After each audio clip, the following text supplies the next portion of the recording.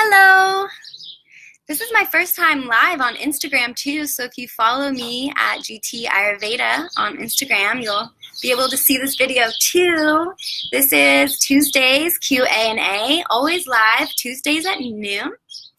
And I am always here to answer questions.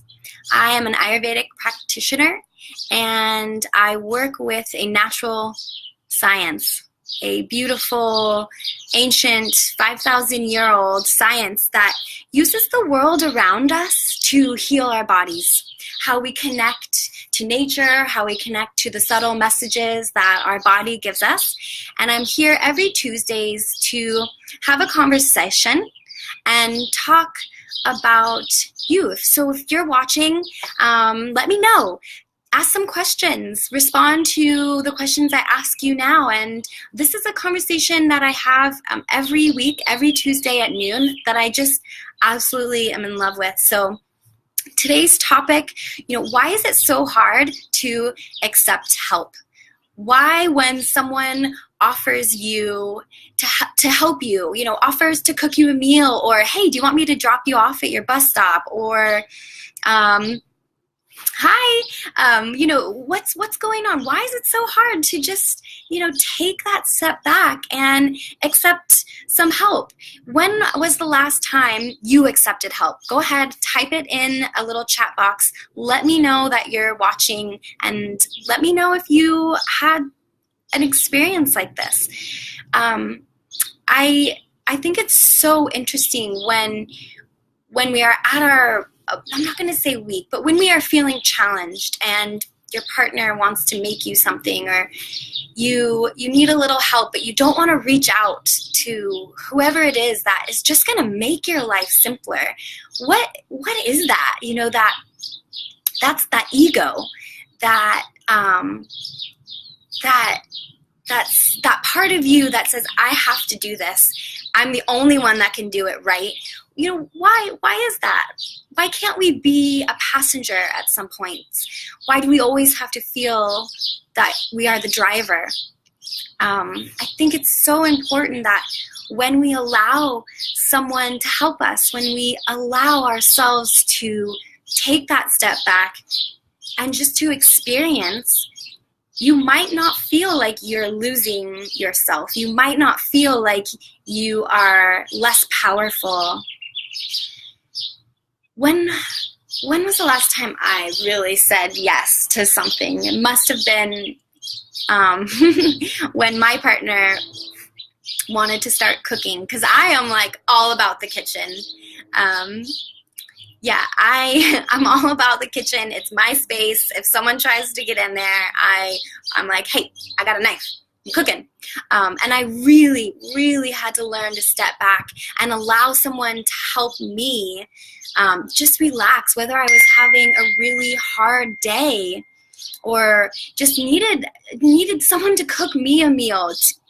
A lot of you don't know, but my mom passed away, and I so miss those like home cooked meals where someone's like, dinner's ready, and you run up to the table and there's this beautiful plate of food just, waiting for you. It's such an amazing experience.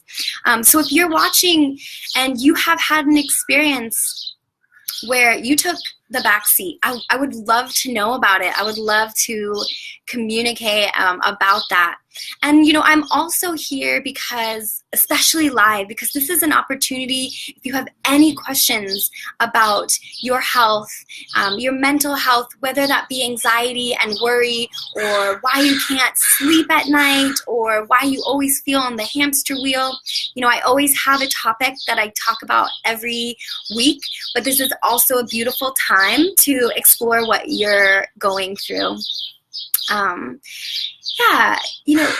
Taking that back seat, just to going back to today's topic, that idea of accepting help, it can be so challenging, especially if you are a pitta, And if you don't know a lot of Ayurvedic terminology, you can always go to my website. I've got a full list of vocab, so you can use that to accompany sometimes these conversations.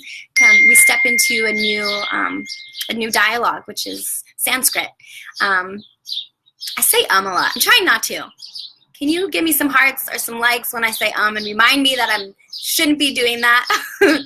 I really want to get better at that. So getting back to the topic, the idea of accepting that help. I would love to have some people ask some questions or some comments. My friend Sabrina, thank you. Definitely good to be a passenger more often, right? We always, that type A personality, that Pitta personality. Pitta is fire, the elements of fire and water. And these elements, if you can think of someone that has a really fiery personality, always kind of wants to lead, be in charge, push. Maybe you push sometimes too much. That is, your Pitta coming through. And Pitta, the personality of Pitta can really, hinder us from accepting. So, hi everyone who's joined.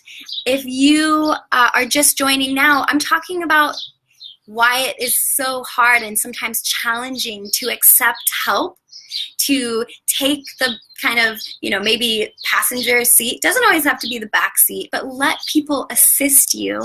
I think it is so important when we are finding ourselves, when we are finding the ability to find more self-love, to find more time for ourselves. It's so, so important, right? How important is it to find time for yourself, to find acceptance for yourself if you're not letting others help you? Just to put a thought in our heads, when was the last time, if you can, remember all the way back that someone said, ask for help. Maybe it was in school, in elementary school, ask your teacher for help. Really, there's not a lot of opportunities in our life when people are telling us to seek help, to seek others. A lot of our culture is, you got to do this thing. You got to do A to get B. You have to go strong. If you're going to, own your own business, or if you want to work for someone, you have to work. You can't sleep. You need to work. You need to push. There's that Pitta again, that fire. You need to be fire all the time. And this really creates challenges for us in the future, to when we do need help, to when we do need to reach out, we don't feel comfortable doing so. I'm here sitting, I'm sitting right now, sitting here to tell you that asking for help is vulnerability, yes, but it is strength. How strong do you have to be to ask someone for help, especially if you're the type of person that just is so challenged by reaching out? How strong, how much strength does it take you to reach out to someone? So I would like now to put that idea, and I'm not the only one speaking about this, but you might not have heard this in a while, or just coming to it now, to put out the idea of changing the way we think about acceptance and accepting help for others. Again, I'm here every Tuesday live and here to answer your questions. This is Q&AA, questions with Ayurvedic answers. And Sabrina, you said you need to be fire all the time, in quotes. I love that. I'm going to turn it into a mantra. Yeah, you don't need to be fire all the time. Thank you, Sabrina. You want to be flowing. You want to be grounded. Kapha, another terminology that we use in Ayurveda. Kapha, the elements of Kapha are earth and water. And in our society, we have a lot of Pitta, we have a lot of fire, and we have a lot of Vata. Here's another new word for some of you. Vata is space and wind. So we have a lot of fire, we have a lot of movement. Our thoughts are constantly going. We might have worry or anxiety, constantly pushing and moving. And we miss out on a lot of these beautiful Kaphic opportunities of feeling grounded, of feeling taken care of really moving with intention. Again, if a lot of these words are new for you, I will put my website in the notes, and you can go to greentreeayurveda.com, and I have a whole vocab section so you can associate yourself with some of this new terminology. You know, again, I get on every Tuesday to answer questions and kind of share the topic of the week.